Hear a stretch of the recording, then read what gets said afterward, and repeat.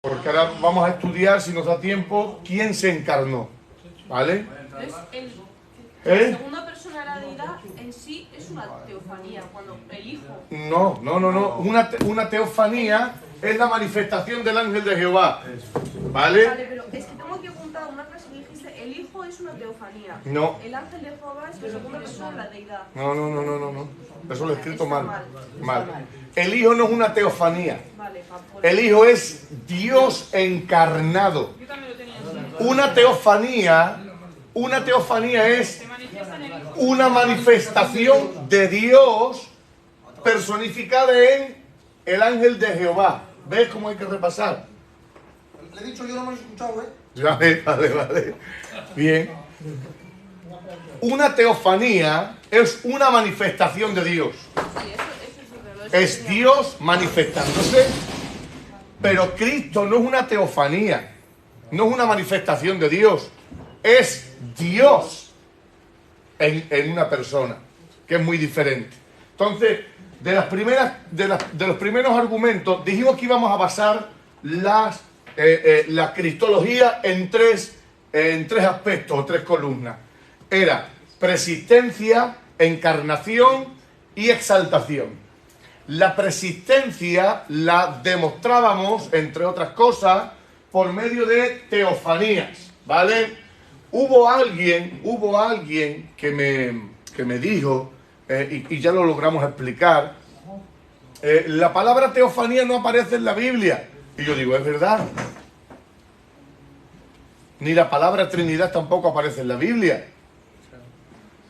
Pero lo que se intenta precisamente con la teología lo que intenta precisamente es acuñar frases, términos que resuman verdades bíblicas. O sea, la Trinidad existe un Dios en tres personas, Sí. ¿vale? El que la palabra Trinidad no aparezca en la Biblia, eso no exime de que la Trinidad exista como tal. Para explicar el Dios en tres personas, que no son tres dioses, es un Dios en tres personas.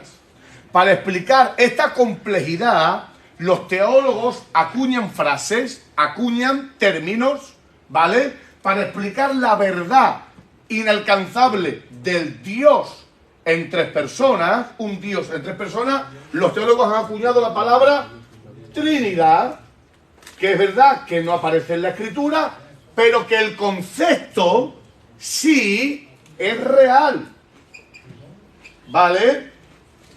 El que la palabra Trinidad no aparezca en la Escritura no significa que el concepto no sea real. Nosotros, gracias Hechu, nosotros entendemos de que la Escritura enseña un Dios en tres personas. Y esto la teología lo ha dado en llamar Trinidad.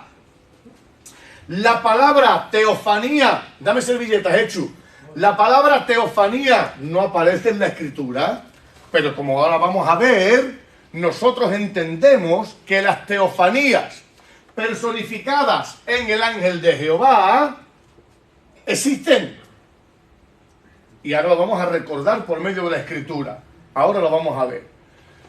Si yo preguntase cómo y de qué forma argumentábamos la persistencia de Cristo, nosotros tendríamos que decir, una de las formas para argumentar la persistencia de Cristo es por medio de teofanías personificadas en el ángel de Jehová, ¿vale? Y avanzamos. Venga. Textos de teofanías. ¿Quién podría darme un texto de teofanía? Cuando se le aparece Josué. ¿Cuál? Génesis 18.1. Vale. Génesis 18.1. Gracias, Ido. Hechu, creo que tú eres el único que faltaba. La semana que viene, todos y todas los que estamos aquí, por eso estamos dando hoy un repaso.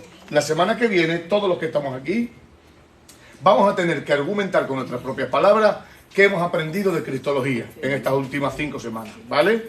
O sea, yo voy a decir O el que esté, levántate y explícanos qué has aprendido tú de cristología. Levántate tú y explícanos qué has aprendido de cristología. Génesis 18:1. ¿Alguien puede leerlo? Pero creo que se lo cotejamos con otros muchos más, ¿no? Sí, luego va el 22, el territorio Claro. de El los tres varones. 19.1. Exactamente, muy bien, muy bien, muy bien. Génesis 18:1 era Génesis 19:1 y luego acabábamos con Génesis 32 del 24 al 32. Venga, vamos a leerlo, por favor. Del 48. Génesis 32 del 24 al 32. ¿Podemos leer estos tres textos, por favor? Venga, leerlo, va. Después, Alto y fuerte y claro, y despacito, sin nervios. estoy leyendo 18.1, ¿eh? Lee el primero, 18:1. Después le apareció Jehová en el cinar del Mamré. ¿Quién le apareció? Dice, Jehová, leedlo bien, por favor. estando él sentado a la puerta de su tienda en el calor del día. Vale. 19:1. ¿Quién le tiene? Llegaron pues los dos ángeles a Sodoma a la caída de la tarde, y Lot estaba sentado a la puerta de Sodoma. Y viéndolos Lot, se levantó a recibirlos, y se inclinó hacia el suelo. Muy bien. Y dijo, Ahora, mis señores, os ruego que vengáis a casa de vuestro siervo, y os hospedéis y lavaréis vuestros pies. Y del 32, capítulo 32, del 24 al 32. ¿Quién le tiene? Génesis 32, del 24 al 32. 34, del 24 al 32. 32 del 24 al 32. Eso, sí. ¿Quién le tiene? Venga. Así que quedó Jacob solo, y luchó con él un varón hasta que rayaba el alba. Y cuando el varón vio que no podía con él, tocó el sitio del encaje de su muslo, y lo descoyuntó el muslo de Jacob mientras con él luchaba. Y dijo, déjame porque raya el alba. Y Jacob le respondió, no te dejaré si no me bendices. Y el varón le dijo, ¿cuál es tu nombre? Y él respondió, Jacob. Y el varón le dijo, no se dirá más tu nombre Jacob, sino Israel, porque has luchado con Dios y con los hombres y has vencido. Sigue leyendo hasta el 32. ¿Sí, hasta el 32? Entonces Jacob le preguntó y dijo, declárame tu nombre. Y el varón respondió, ¿por qué me preguntas por mi nombre? Y lo bendijo allí. Y llamó Jacob el nombre de aquel lugar Peniel, porque dijo, vi a Dios cara a cara y fue librada mi alma. Muy bien, vale. Ese texto, o sea, estos versículos de Jacob hablan claramente de que el ángel de Jehová está luchando con él, y cuando lo bendice y le cambia el nombre, Jacob dice, he visto a Dios cara a cara y no he muerto. Nos hemos dejado atrás el 18:1 y el 19:1. Os recuerdo la historia de que vienen tres ángeles, vienen tres varones, mejor dicho, vienen tres varones o tres seres, y que a uno de ellos vienen tres, pero Abraham dice a uno de ellos, mi Señor. Luego, cuando está hablando, dice, se quedó con Jehová, y aparecen primero tres varones, pero luego dice que son dos los que van a Sodoma a destruir Sodoma y Gomorra, con lo cual tenemos una historia fácil de descifrar. Vienen tres varones, la Biblia dice en el 19:1 que se quedó Jehová con Abraham y que fueron dos los ángeles que fueron a destruir Sodoma y Gomorra. De estos tres se queda uno al que la Escritura lo denomina como Jehová, y los otros dos se van a destruir Sodoma y Gomorra. Cuando vienen los tres varones, Abraham se dirige a uno y lo declara como Señor. Le dice Señor, no dice señores, le dice Señor, y se inclina delante de uno de ellos. La cita que hemos leído de Génesis 32, igual Jacob habla de que había visto a Dios y que no había muerto. Pero dábamos más citas todavía. Jueces 13, del 17 al 22. ¿Quién le tiene, por favor?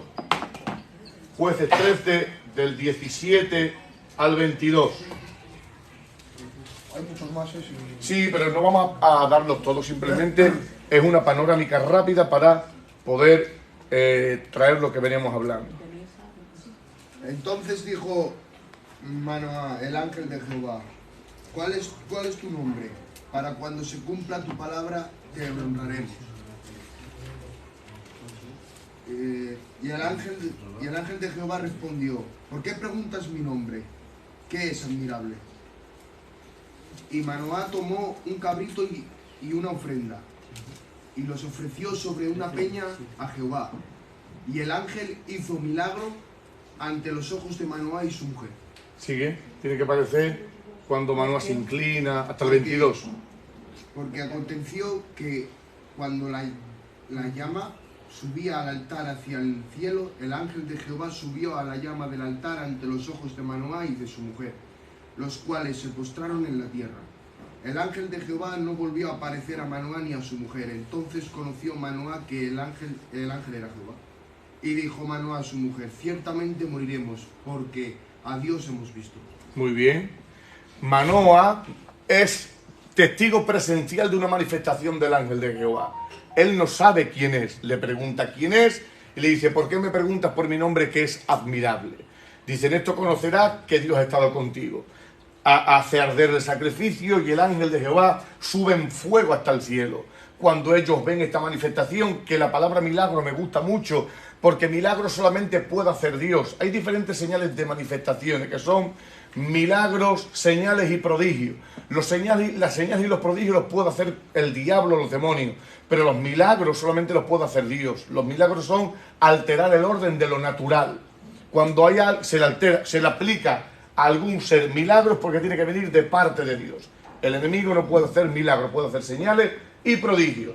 Cuando dice que hizo un milagro y fue ascendido al cielo, dice, y se postraron y adoraron porque entendieron que habían visto a Dios. ¿Vale? Quedar con esto también es muy importante. Milagros, señales y prodigios. Los milagros solamente se pueden atribuir a Dios. Y como último importante, Josué 5 del 13 al 15. Josué 5 del 13 al 15. ¿Quién le tiene, por favor? 5 del 13 al 15.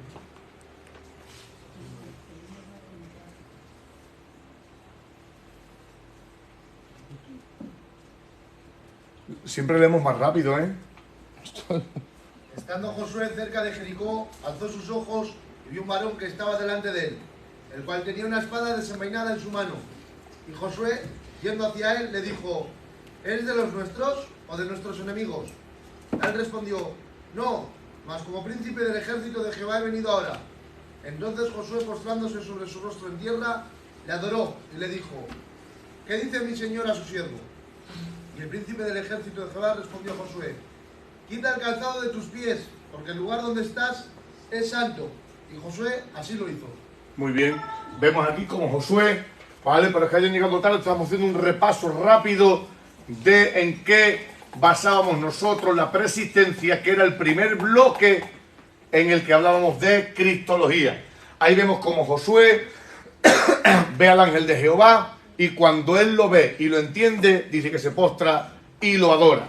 Luego también utilizábamos, para hablar de la persistencia de Cristo, hablábamos de algo que es una obviedad, y lo usábamos la deidad. Decíamos de que Cristo era Dios. ¿Alguien podría decirme algunos textos en los que enseñábamos de que Jesucristo era Dios? Vale, me vale. No dice lo de preparar el camino. Que no Sí, pero todos esos textos los almagábamos y eran reales. De hecho, ahora los vamos a ver también. Pero hablo de los que hablaban explícitamente de que Jesucristo era Dios. Creo que dice, en Cristo habita corporalmente toda la plenitud de la deidad. Ese también nos puede valer. Ese también nos puede valer. Pero nosotros dimos... 6. ¿Cómo? Isaías 6. Todos esos no pueden valer. Pero había, cuando menos creo que eran 3, de que hablaba explícitamente de que Jesucristo era Dios. ¿Nadie se acuerda? ¿Eh? Juan 1.10. Juan 1.1 me vale también. Ese me vale. Juan 1.14. Ese me vale. Pero había otro que si no lo tenías apuntado. ¿Eh? 1.16 Colosenses. Sí, también. Pero ese necesita de interpretación y nosotros lo creemos porque lo interpretamos de forma que nosotros estamos acostumbrados a hacerlo. Pero es que, por ejemplo, Juan 1.1 no necesita interpretación. Romanos 9.5, que alguien lea Romanos 9.5. Romanos 9.5 tampoco necesita interpretación. Tito 2.13 tampoco necesita interpretación. Yo no sé cómo los tenéis apuntados, si hicimos mucho hincapié en eso. Romanos 9:5. Sí, lee Romanos 9.5. De quienes son los patriarcas y de los cuales según la carne vino Cristo, el cual es Dios sobre todas las cosas. Ese necesita interpretación, coge el micro. Sin embargo, yo creo, como tú, evidentemente, solamente faltaría, de que en él habitaba corporalmente toda la plenitud de la deidad, pues tendremos que interpretarlo. ¿Por qué? Porque os recuerdo que el arrianismo decía de que Cristo era un Dios, pero era un Dios menor. Inferior, ¿no? Vale. Eso de las emanaciones y de la... Todo eso, todo lo que requiere de interpretación, pues nos va a llevar más tiempo en poder convencer o argumentar que ciertas cosas. Pero sin embargo, Romanos 9.5, ese no necesita interpretación. Léelo alto y claro. De quienes son los patriarcas y de los cuales según la carne vino Cristo, el cual es Dios sobre todas las cosas. Ese no necesita interpretación. Ese dice que Cristo era Dios. Tito 2.13. Otro que lea Tito 2.13. Aguardando la esperanza bienaventurada y la manifestación gloriosa de nuestro gran Dios y Salvador Jesucristo. Ese tampoco necesita interpretación. Aarón, léelo tú. Tito 2.13.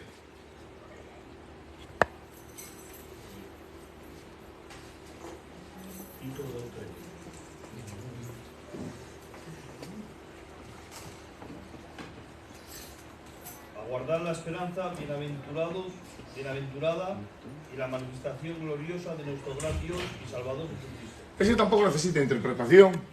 Ese dice claramente, aguardando la salvación de nuestro gran Dios y Salvador Jesucristo. Estos textos, ¿os acordáis que dije que estos textos tenéis que aprenderlos de memoria? ¿Os acordáis? Sí, que había que memorizar. Juan 1.1. En el principio era el verbo era Dios y el verbo era con Dios. Lucas, Apocalipsis también.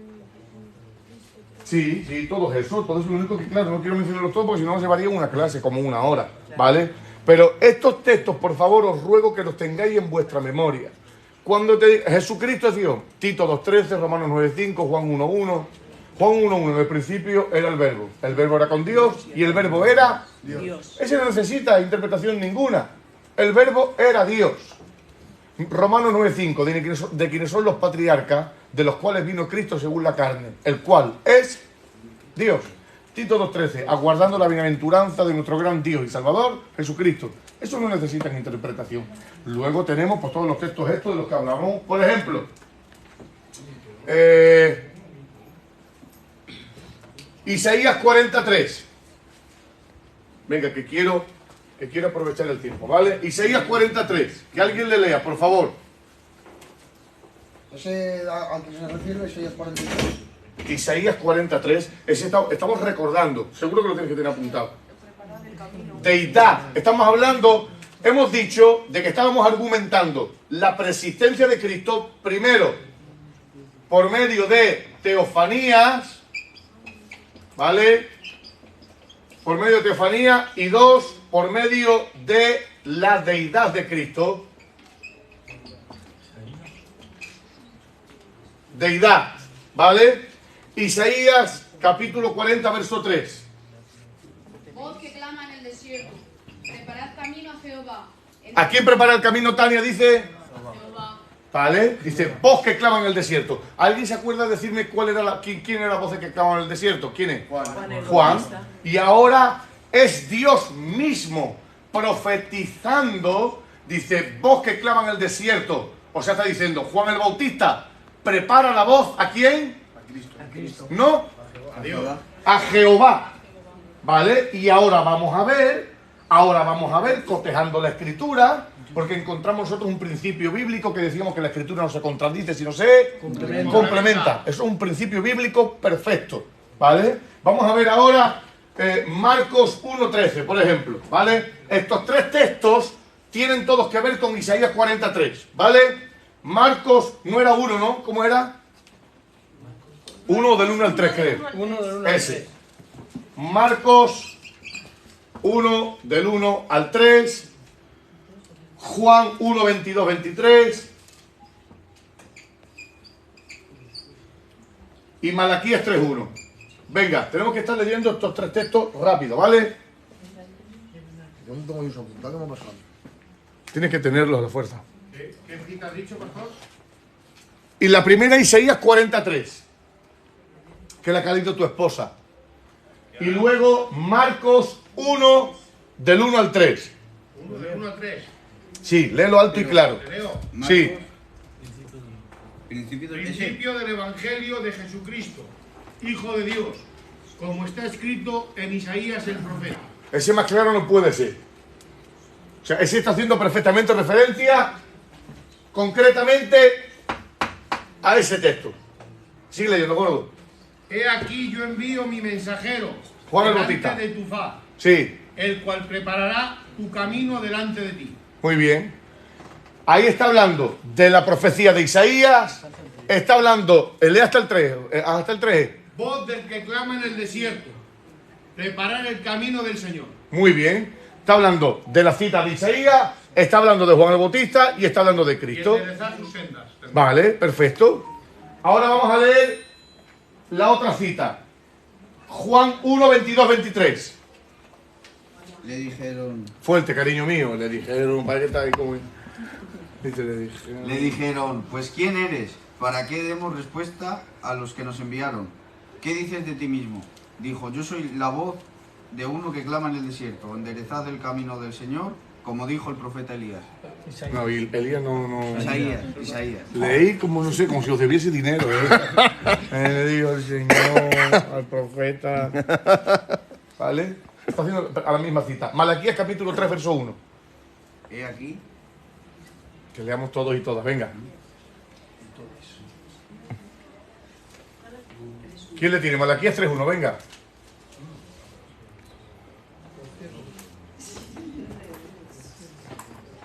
Venga, va, que lea otro, ¿no? Juan. Claro. Están La niña, espesos, que lea ¿eh? la niña, venga. Shh, dale el micro a ella. ¿Quieres micro y ya? Venga. Léelo tranquila, sin nervios, que te escuchamos todos, ¿vale? Fuerza. Oíd, Está puesto, hija. dije, oíd ahora, príncipes de Jacob y jefes de la casa de Israel. No Malaquías 3:1. concierne a vosotros. He aquí yo envío mi mensajero. He aquí yo envío mi mensajero, el cual preparará el camino delante de mí. Y vendrá súbitamente a su templo el Señor a quien vosotros buscáis, y el ángel del pacto a quien deseáis vosotros. He aquí viene, ha dicho Jehová de los ejércitos. ¿Alguien se acordaba de la explicación que dábamos aquí? Está hablando el Señor, dice, él preparará el camino delante de mí. Habla Dios muy bien, hija, de verdad. Habla Dios mismo. O sea, Isaías antes ha dicho, dice, preparad el camino a Jehová, ¿vale? Pero es que ahora encontramos todavía algo, si cabe, más profundo. Es Dios profetizando, dice, me preparará el camino a mí. Juan es su mensajero. Sin embargo, hemos visto en los textos neotestamentarios que enseñan de que Juan dice, yo vengo a prepararle el camino al Señor. Pero sin embargo, el Antiguo Testamento dice, y enviaré mi mensajero para que me prepare el camino a mí. O sea, complementando la Escritura y haciendo un estudio bíblico, entendemos de que la persona de Cristo ya estaba anticipada en el Antiguo Testamento como Dios. Y eso argumenta preexistencia y divinidad. ¿Vale? Venga, rápido. Teníamos otro que hablaba de Salmo 68, 18. Lo cotejábamos con Efesios 4, del 8 al 10. Venga, y acabamos con estos dos y avanzamos. Salmos 68, 18 y lo cotejábamos con Efesios 4 del 8 al 10. 4 del 8 al 10. Leo. Sí, por favor. Yo tengo Efesios si quieres. Subiste a lo alto, cautivaste la cautividad, tomaste dones para los hombres y también para los rebeldes, para que habite entre ellos Jehová Dios. Muy bien. Ella está leyendo los salmos. Ah, claro, pues de eso se trata. De eso se trata, cariño. ella está hablando en profecía, un salmo profético, dice, para que habite Jehová entre vosotros. Sin embargo, ahora el apóstol Pablo, por la revelación, ¿qué enseña en Efesios? Por lo cual dice, subiendo a lo alto, llevó cautiva la cautividad y dio dones a los hombres. Y eso de que subió, que es, sino que también había descendido, primero a las partes más bajas, a la tierra. El que descendió es el mismo que también subió por encima de todos los cielos. ¿Quién es ese? ¿De qué está hablando ahí? De Cristo. Y sin embargo, ahí está hablando y dice, para que habite Jehová entre vosotros. El Jehová del Antiguo Testamento es el Cristo del Nuevo Testamento. ¿Vale? Utilizábamos muchos más textos, pero el objetivo de hoy no es recordar todos los textos, sino de dar una vista panorámica de todo lo que veníamos hablando. ¿Vale? Vamos a hablar ahora de engendramiento. ¿Vale? El engendramiento. ¿Alguien podría decirme algún texto de engendramiento? Esto lo vamos a hacer la semana que viene sin necesidad de libreta, ¿eh? Como diría mi pastora, Ay, yo también. Mateo 1:18. Vale, Mateo... Bueno, párate. Ahora vamos a ver, vamos a hablar de la deidad de Cristo, de la persona de Cristo, por medio del engendramiento. ¿Eso viene dentro de la persistencia? No. No, eso es otro bloque. Eso es otro bloque ya. No lo pongo yo. Engendramiento. Engendramiento. Lo teníamos por encarnación, ¿verdad? Sí. Exactamente. Muy bien. Claro, es que vosotros tenéis que hacer entender una cosa, que ahora no estamos hablando de una forma cronológica todo lo que hemos aprendido. Estamos dando fogonazos, vistas panorámicas de todas las cosas que hemos aprendido. Porque esta tarde de hoy es para recordar. ¿Vale? Entonces, si a vosotros se os salta algún dato o se os da o se omite algún dato que vosotros tenéis ahí, es normal. Porque no estamos hablando de recordar todo, sino hacer una vista panorámica de, ¿vale? Engendramiento, Mateo, ¿qué? 1:18. Léelo. El nacimiento de Jesucristo fue así. Estando desposada María, su madre, con José, antes que se juntasen, se halló que había concebido del Espíritu Santo. Bueno, igual es mejor el de Lucas. Venga, dinos el de Lucas también. ¿Cómo es el de Lucas? Es que Mateo yo tenía 26. 26:38 tenía. Sí, Entre 26, 38 yo también. Lucas, Lucas 23:46 y Juan 11:33. Muy bien, chavales, muy bien. ¿El de la cita de Lucas cuál era? ¿Sabes? Como no me lees subrayado, pues no lo 23, veo. 46. 1:26. 1:26 al 35. Pues venga, léelo tú, Tania. Dale el micro, por favor, llevarle el micro hasta allí alguno. Va, rápido, agilidad. ¿Quién? Mateo 1:18. Mateo va a llegar a 1. Mateo 1 Sí. Venga, léelo. 1:26-35.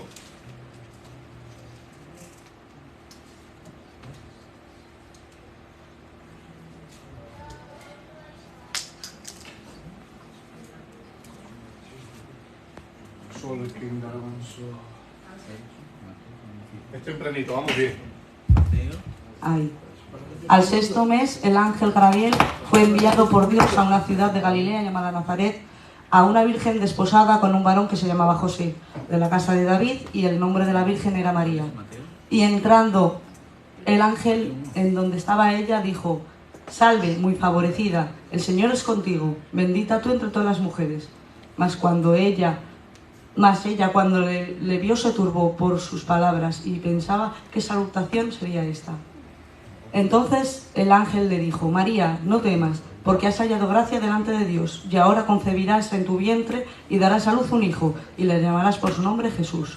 Este será grande y será llamado Hijo del Altísimo, y el Señor Dios le dará el trono de David su padre, y reinará sobre la casa de Jacob para siempre, y su reino no tendrá fin. Entonces María dijo al ángel: ¿Cómo será esto? Pues no conozco varón.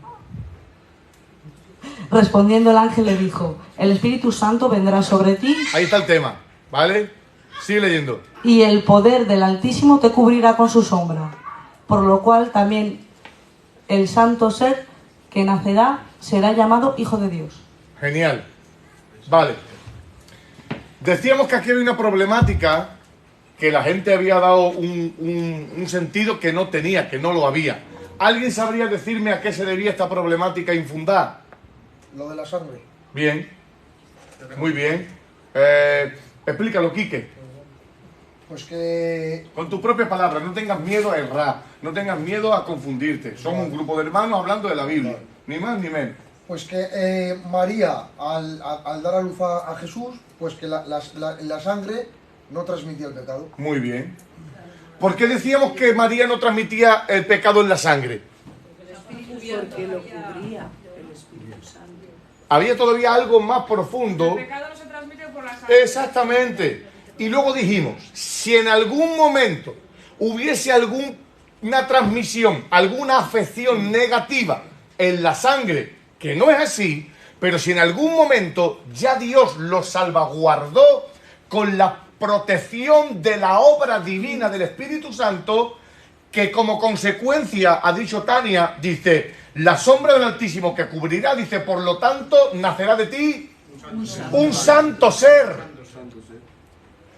Pero había mucha gente que le generaba una problemática infundada. Llevo toda la intervención sin el micro. Arriba lo he dejado. Decíamos que si hubiese alguna problemática en que la sangre de María fuese trasladada a Cristo, que no es así, ya la protegió Dios, ya intervino Dios de una forma milagrosa, cubriéndola con el poder de la gloria de la presencia de Dios, impidiendo que la sangre de María infectase a Jesús por medio de algún elemento orgánico, el ADN o lo que quiera que sea. Pero es que luego llegamos a otra conclusión más bíblica y certera que esta segunda. Y es que dijimos que el pecado era... ¿Qué era el pecado? ¿Alguien se acuerda? Una ley. Una ley. El pecado es una ley, el pecado no es un espíritu, ni el pecado es algo material o físico. El pecado es una ley. La ley que mora en mis miembros, ¿no? Por ejemplo, el pecado no se transmite en la sangre, señores.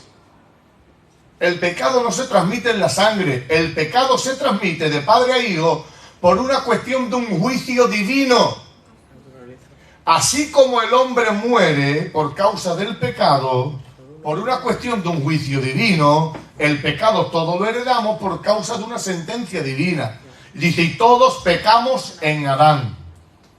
Esto es una ley, no algo que se transmita en la sangre. ¿Vale? Luego también hablábamos de que, cuando decíamos de que la sangre de Cristo nos limpia de todo pecado, alguien sabría decirme, que no lo hemos dado, ¿vale? Pero si alguien sabría decírmelo, pues sería una maravilla. ¿Alguien sabría decirme a qué género literario usa el apóstol cuando habla de que somos limpios por la sangre de Cristo? Muy bien. Metáfora, ¿no? Una metáfora. Que no es la sangre en sí. Muy Es la bien. representación de la pureza. Mañana doy la salida, de verdad. No hay quien pueda con vosotros. Es una metáfora.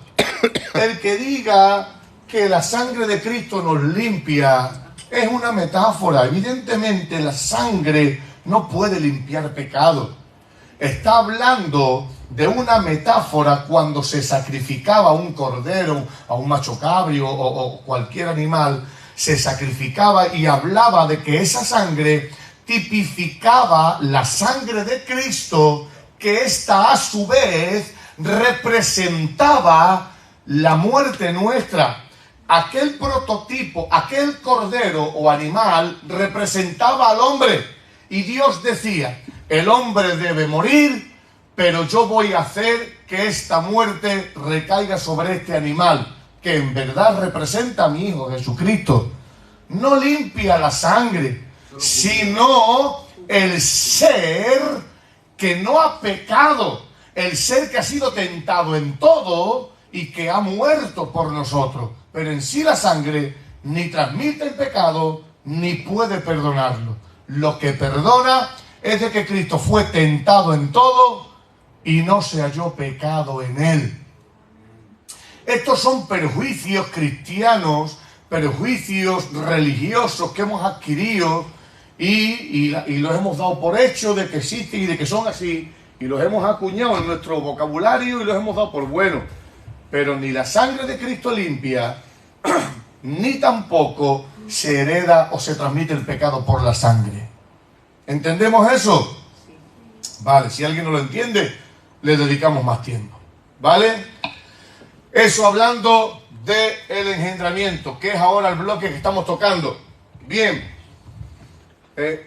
¿Hay algo por ahí que suena, que nunca suena? Mira, avisa. ¿Puede ser ventilador? Sí. Vale. Cuando dijimos de que es Dios quien se engendra en María, ¿alguien sabría decirme la diferencia que hay? ¿Alguien sabría definir unión hipostática? La unión de dos naturalezas. Muy bien. La divina y la humana. Vale. Pero hay más, hablamos más. Venga, vamos a definirlo más. La divina está como una persona de voluntades. ¿Vale? ¿Cómo? Primero él y luego tú. ¿Cómo? Como que dijimos, no me acuerdo la palabra, pero estaba como parada, como la divina no... Vale, muy bien. Muy bien. Dijimos que estaba como anonadada. Opacada. Eso es. Aarón, aporta, luego tu gordo. Una persona de voluntades. Muy bien. Dijimos de que no había dos personas. Era la unión hipostática, habla de todo lo que estáis hablando, de todo. Todo eso es. Pero dijimos que la persona divina,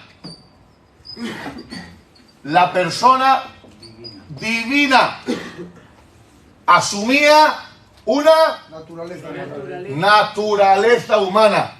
No eran dos personas, porque dijimos que la persona divina tenía origen. La persona divina no. La divina no. ¿Cómo que la persona divina no tiene origen? Siempre ha existido la persona. Claro. ¿Seguro? La humana. Sí. Eso. La humana sí. La humana. Muy bien. No tiene. La persona divina no tiene origen. La natural. Bueno, no te enfades tampoco. Que me levanto y te meto, pastor. La persona divina no tiene origen. La naturaleza humana sí tiene origen. Eso es así. Quien os escuche explicar esto con vuestra torpeza y con a lo mejor no con un vocabulario muy sofisticado, pero quien os escuche firma debajo de que vosotros estáis hablando. La persona divina se engendra en María, pero esta no tiene origen. Sin embargo, la naturaleza humana, esta naturaleza humana sí tiene origen. Pero ahora decíamos algo también profundísimo. ¿Cómo nace esta naturaleza humana? Muy bien. Vale. Qué bien me lo estoy pasando. Es santo. ¿Por causa de qué es santo, Tania? Muy bien. Pero eso es la razón, la causa. Porque no tenía la ley del pecado en su cuerpo. Muy bien. ¿Y otra más? La segunda persona de la deidad lo sufría para que no le acepte lo de la naturaleza pecaminosa. El pecado original, naturaleza pecaminosa y todo esto que estamos hablando. Él era santo porque él, escuchen bien, no había heredado pecado original, ni había heredado como consecuencia naturaleza pecaminosa o caída y concupiscencia. ¿Vale? En él no hay mecanismos para desear pecado.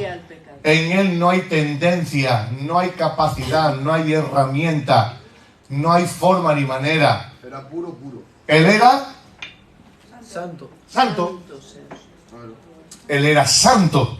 Con lo cual dijimos de que el diablo sabía de que él no podía pecar. Pero en utilizar su naturaleza. Muy bien. Explícanoslo, Isaías, venga. Pero si él no podía pecar, ¿por qué lo tienta? Porque el enemigo quería que utilizaría su naturaleza divina. ¿Vale? Cuando dice que fue tentado en todo, se refiere a que tuvo las mismas ganas o más que nosotros en utilizar esa naturaleza divina. Muy bien, pero si él... la Biblia dice que él fue tentado, pero si él era Dios, explícame eso. Claro, por eso cuando está en el desierto, cuando le va a tentar, las tres que le lanza Satanás, por decirlo así, todo es, si no eres el Hijo de Dios, está escrito que si te vas a caer, manda a sus ángeles, conviene que estas piedras se conviertan en pan, todo lo dice. Pero él pudo llevar la tentación mucho mejor que yo, porque él era Dios. Porque él decidió anodarse en la naturaleza divina. Por eso cuando está en Getsemaní se diga, no se haga tu voluntad. Muy bien, chaval, muy bien. Sino la voluntad de no sufrir. Cuando hay alguien que dice ignorantemente que él pudo llevar la tentación mejor que nosotros, porque él era Dios, yo digo de que eso todavía, si cabe, lo hace un añadido negativo. Porque decíamos que nosotros ante la tentación lo único que podemos hacer es sucumbir o no sucumbir. Pero él desde su naturaleza divina podría hacer así, simplemente no soy tentado, ya está, no soy tentado, o venzo la tentación, pum, venzo la tentación, ya está, no con dos, con uno, así, venzo la tentación, ya está. Pero sin embargo, él sabe que puede vencer la tentación con solo pensarlo y no lo hace. Ustedes se imaginarían de que cuando a mí, no a vosotros, a mí, me vino a mí una tentación. A mí me vino una tentación de lo que quiera que sea, Juan. Y digo, si solamente pensarlo se me va la tentación. Lo pienso y se me va la tentación. Pero es que yo no puedo hacer eso. Pero sin embargo, él podía con solo pensarlo abandonar la tentación y no lo hizo. Entonces, que nadie argumente que Cristo padeció inferior a nosotros en cuanto a ser tentado porque era Dios, porque él sufrió mucho más que nosotros ante la tentación, sabiendo que podía fulminarla, pero aún así se sometió voluntariamente. Él eligió voluntariamente someterse para vivir la tentación exactamente como tú y exactamente como yo. Igual. Solo que dijimos que él no podía pecar como nosotros. ¿Por qué él no podía pecar? Aarón, con tus palabras. Porque en él no había suficiencia. Ya está. No había ley de... Nada. Entonces, Jimena, ¿cómo podía él, que sí había en él, para poder rebelarse en contra de Dios y favorecer? Bueno, no hablo más porque si no te doy pistas sin querer. ¿Qué sí podía hacer Jesús que no era pecar? Vale. Bien. El diablo tienta a Jesús, eso es una evidencia. Él dice lo que puede hacer. El diablo tienta a Jesús, pero él sabe que no puede tentarlo ni en ganancias deshonestas, ni con mucho respeto mira a una mujer, ni miente ni odia. ¿Cómo? Para que usara su divinidad lo tentaba. Muy bien, pero esto lo especificamos de una forma más concreta. Seguro que lo sabéis, cuando lo diga, pues, para hacer su propia voluntad. Para hacer su propia voluntad. ¿Y con quién lo asemejábamos? Preguntábamos, ¿los ángeles tenían concupiscencia?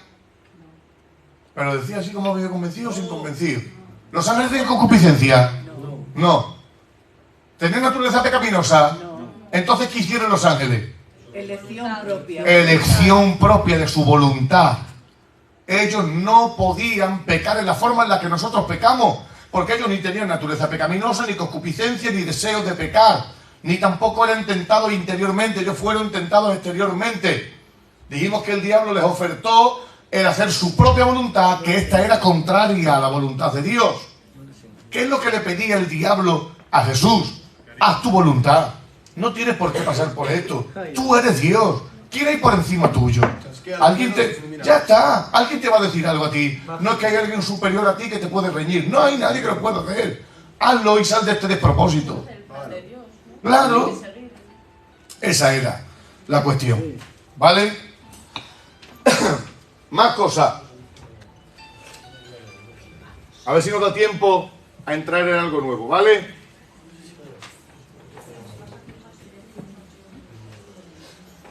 Cuando hablábamos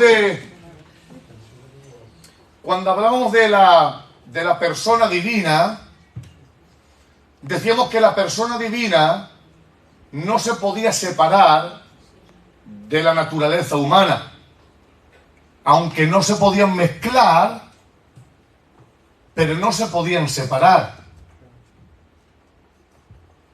Cuando decíamos de que Jesús se cansaba, es que en verdad se cansaba. Él no se despojó. Él no podía hacer uso de su divinidad para no cansarse.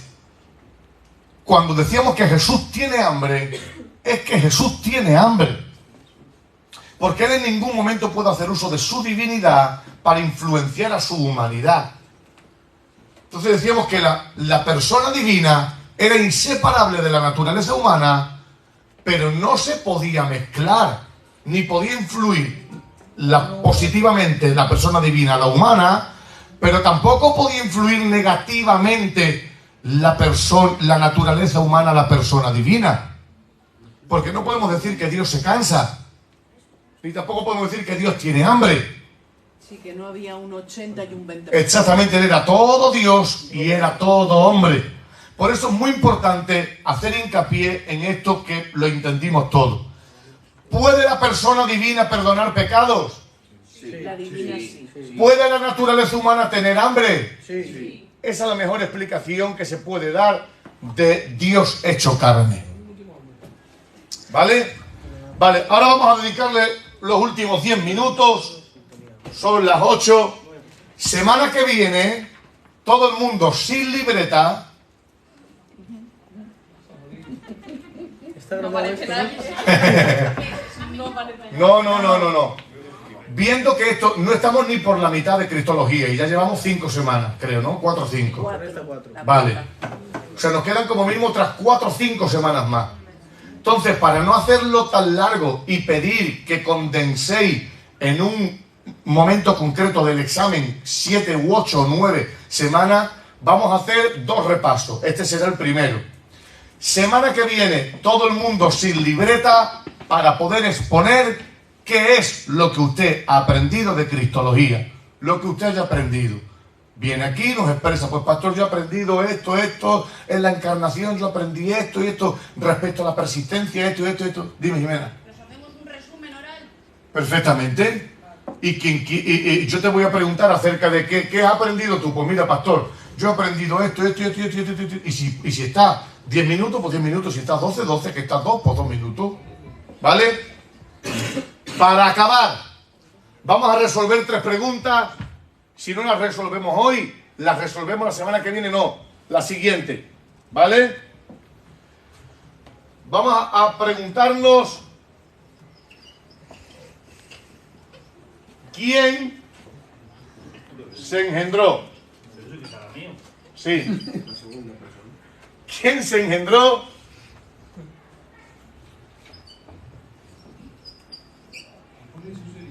¿Por qué? ¿Y para qué?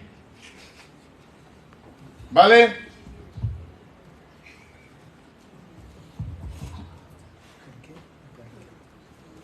¿Quién se engendró?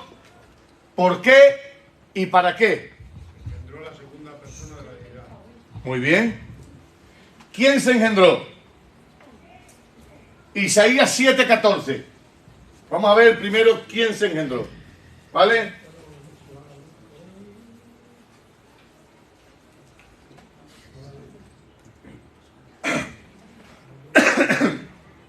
Si yo digo... ¿Has dicho Isaías 7:14? Sí. Leo. Un segundo, hijo. Tengo si quieres también. Vale. Si yo digo, Dios se engendró en María, ¿está bien dicho? Sí. Muy bien. Totalmente. Pero si yo ahora digo, el Padre se engendró en María, ¿está bien dicho? No. Pero el Padre no es Dios. Sí. Pero claro, lo he entendido. No es la persona de la deidad. Lo he entendido yo, pero los 3 son uno. Muy bien. Lo he entendido. Vale.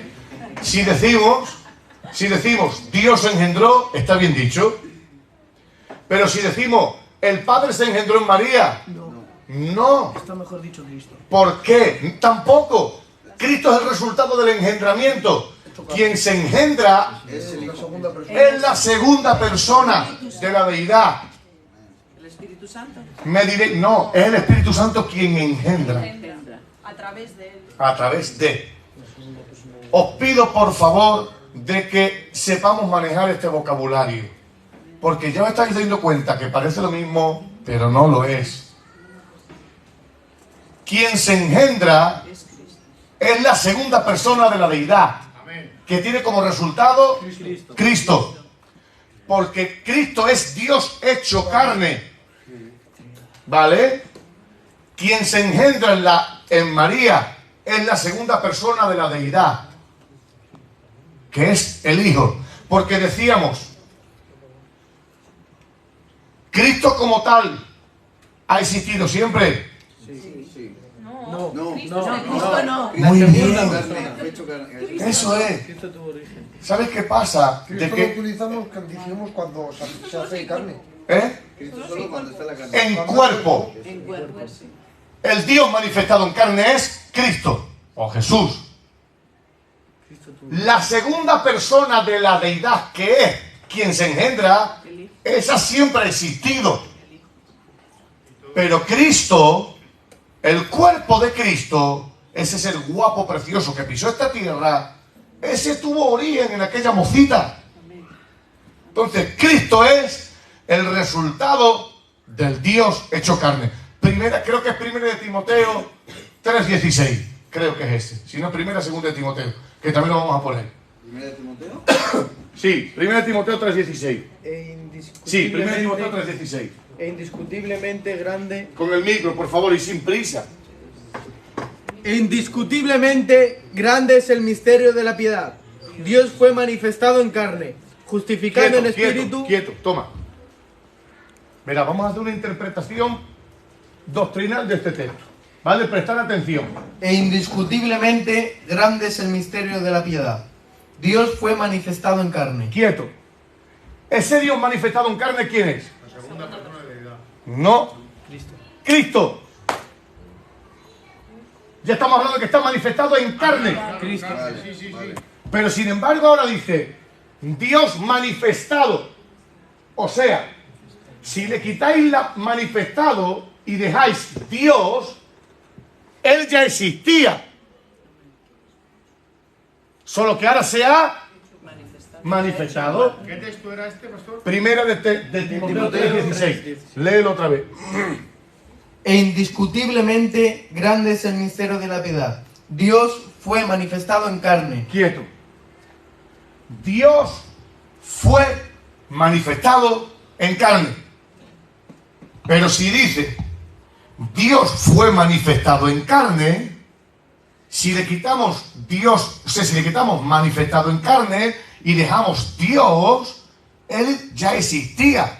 Solo que ahora ha elegido manifestarse en carne.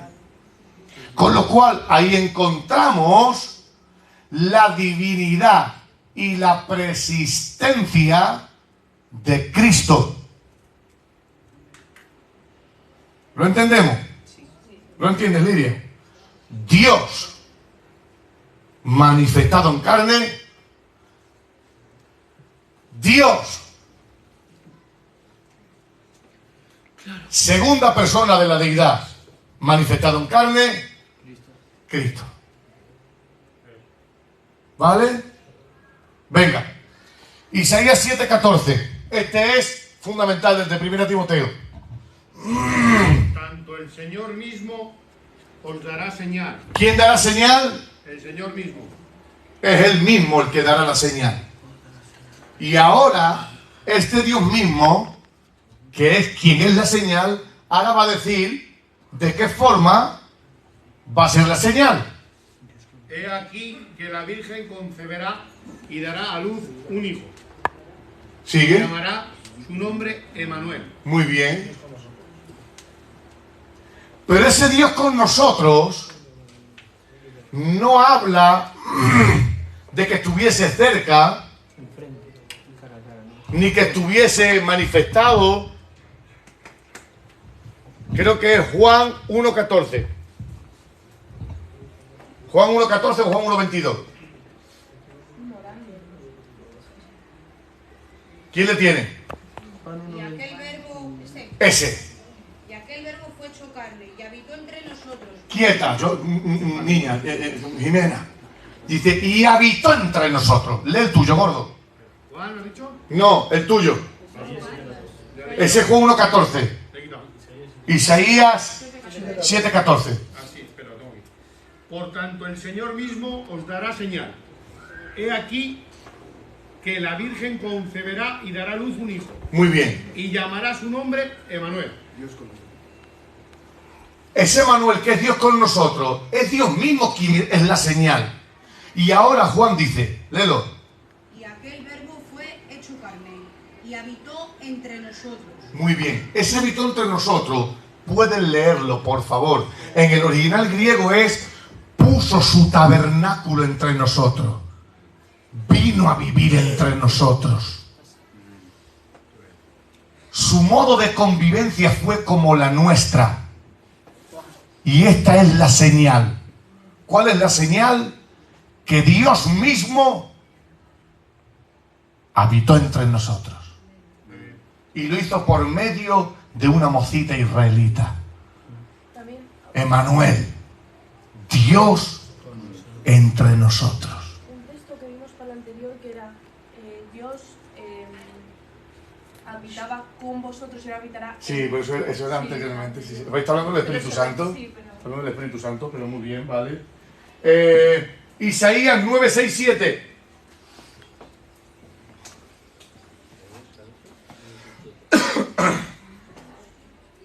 Este es precioso. Porque un niño nos es nacido, hijo nos es dado, y el principio sobre su hombro. Lees bien, lees bien. Nos es nacido. Y el principado sobre su hombro. Muy bien. Y se llamará su nombre admirable, consejero, Dios fuerte, Padre eterno, príncipe de paz. Lo dilatado de su imperio y la paz no tendrá límite. Sobre el trono de David y sobre su reino, disponiéndolo y confirmándolo en juicio y justicia desde ahora y para siempre. El celo de Jehová. Vale, con eso nos vale. ¿Alguien ve ahí las dos naturalezas? Un niño nos es nacido de nosotros. Primero lo llama admirable, consejero, Dios fuerte, pero luego dice que este admirable, consejero y Dios fuerte habitará en el trono de David. Léelo otra vez, Chu. Porque un niño nos es nacido, hijo nos es dado. Niño nos es nacido, naturaleza humana, hijo nos es dado, naturaleza divina. Y el principado sobre su hombre. Sobre su hombro. Principado sobre su hombro. Y se llamará su nombre admirable, consejero, Dios fuerte, Padre eterno, príncipe de paz. Los dilatarios de su imperio y la paz no tendrán límite. Muy bien. Y ahora dice.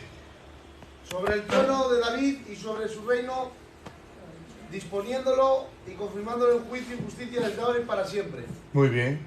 Está hablando, primeramente, que es un rey. Miqueas 5.2.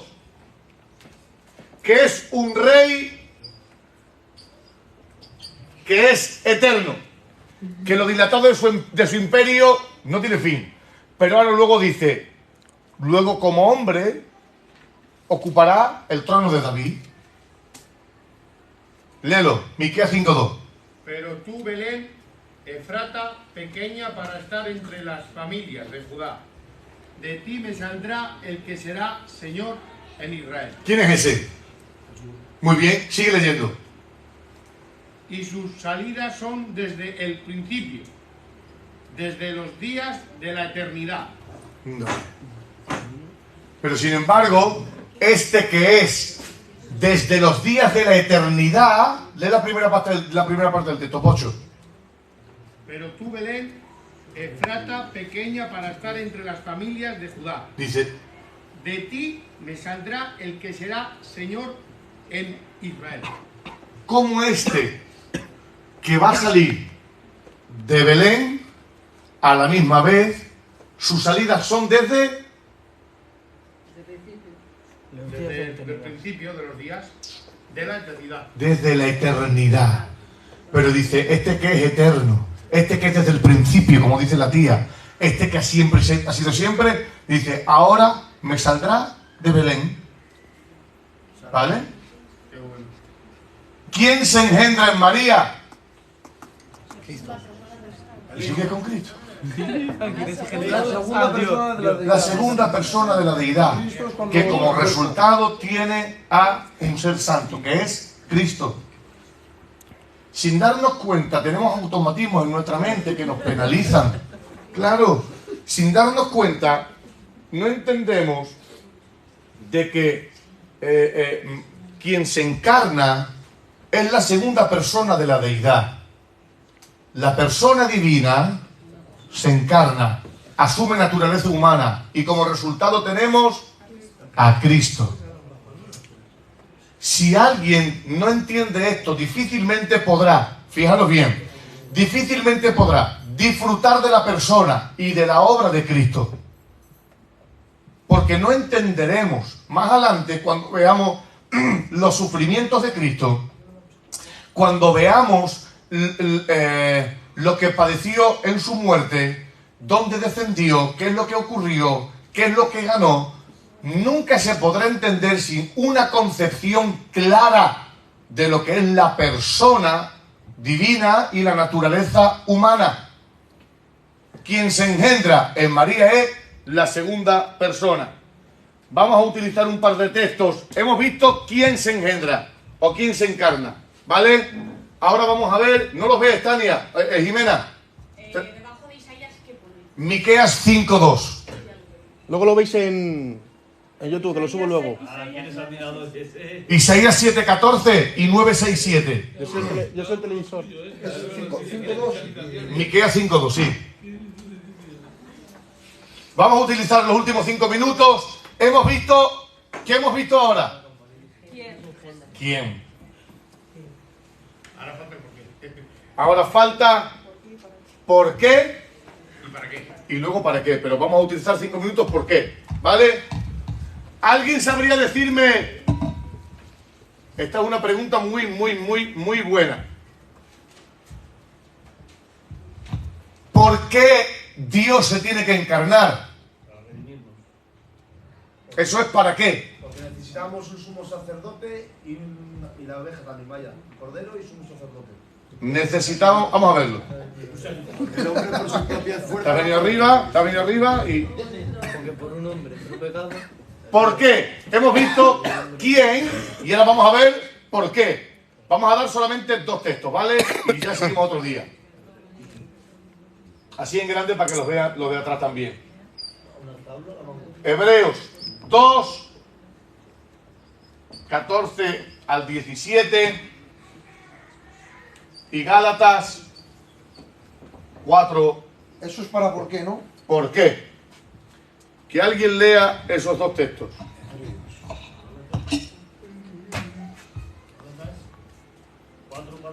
Gálatas 4:4. ¿Hebreos, has dicho, pastor? Hebreos 2, 14 al 17. Así que por cuanto los hijos participaron de la carne y sangre, él también participó de lo mismo, para destruir por medio de la muerte al que tenía el imperio de la muerte, esto es, al diablo, y librar a todos los que por el temor de la muerte estaban durante... Eso ya es para qué. Todo lo demás es para qué. La primera frase del texto es el por qué. Lee la primera frase. Así que por cuanto los hijos... ¿Ve? ¿Por cuánto? Sigue. Por cuando los hijos participaron de carne y sangre, él también participó de lo mismo para destruir... Por... Quieto. La primera parte es ¿por qué? La segunda parte es ¿para qué? La primera parte, ¿por qué? Por cuando los hijos participaron de la carne y sangre. Claro. Gálatas 4:4. Los hablamos los dos, los estudiamos y nos vamos. Gálatas 4:4. Pero cuando vino el cumplimiento del tiempo, Dios envió a su Hijo nacido de mujer y nacido bajo la ley. Muy bien. Había algo inalterable en la economía de la salvación. Y es que si por medio de un hombre vino la destrucción, la reparación, tenía que venir por otro, claro. Esto es el por qué. ¿Por qué Dios no nos puede salvar desde el cielo haciendo así? ¿Por qué no quiere? Más práctico ya es imposible. Es una respuesta buena, pero yo te voy a preguntar de otra forma. Si Dios salva al hombre haciendo así, ¿qué pasaría? Se salta la justicia. Claro. Su santidad y su justicia se verían resquebrajadas y dañadas. Entonces, ¿Dios puede salvar al hombre así? Pero no quiere, no puede hacerlo. Entonces, si fue un hombre al que el diablo venció por medio de la serpiente, le dice a la mujer, dice, de tu simiente. De tu simiente nacerá uno en las mismas condiciones que Adán, de la misma forma que Adán, y desde el estado de él, con las condiciones de él, ese será el que te vencerá. Entonces, ¿por qué se encarna? Porque tenía que ser un hombre el que tenía que salvarnos. Dice, al igual que nosotros gustamos, vamos a leer los dos textos y acabamos. ¿Quién tiene los dos textos? Hebreos 2, 14 y 17. Sí, lo vamos a recordar y lo dejamos. Porque los textos hablan solos. Gálatas 4, 4. Así que, por cuanto los hijos participaron de carne y sangre, él también participó de lo mismo. ¿Quién es ese él, Lidia? ¿Quién es ese él? Estaba escuchando, estaba escribiendo. Vale, mi vida. Léelo alto y claro y despacito, sin prisa. Hebreos. Así que, por cuanto los hijos participaron de carne y sangre, él también participó de lo mismo. ¿Quién es ese él? Jesús.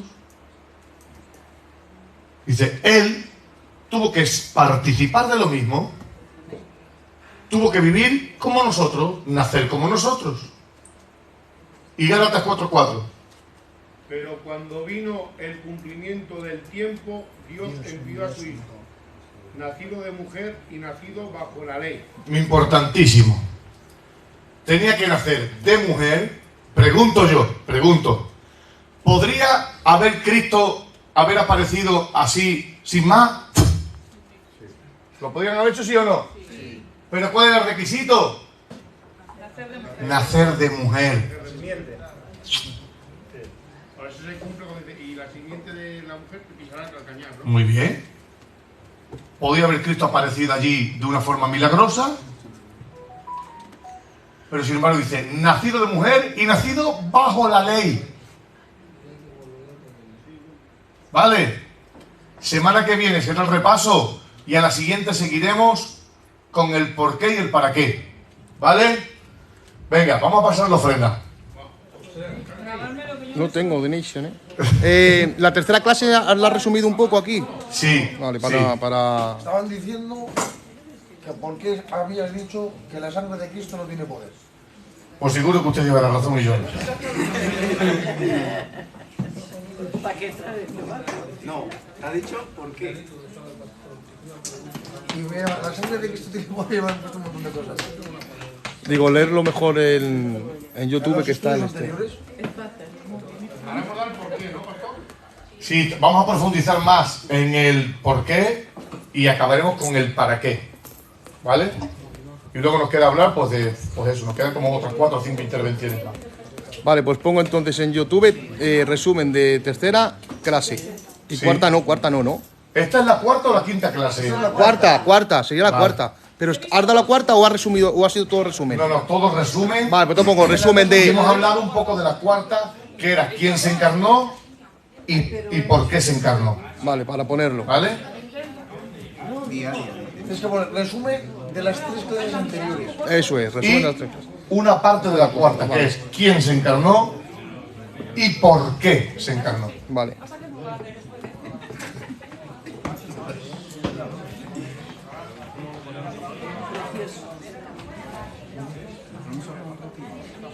El que le he hecho al grabar la tercera clase hizo un zoom. Fíjate qué cosa, cuando haces un zoom. ¿Ya no puedes guardarlo?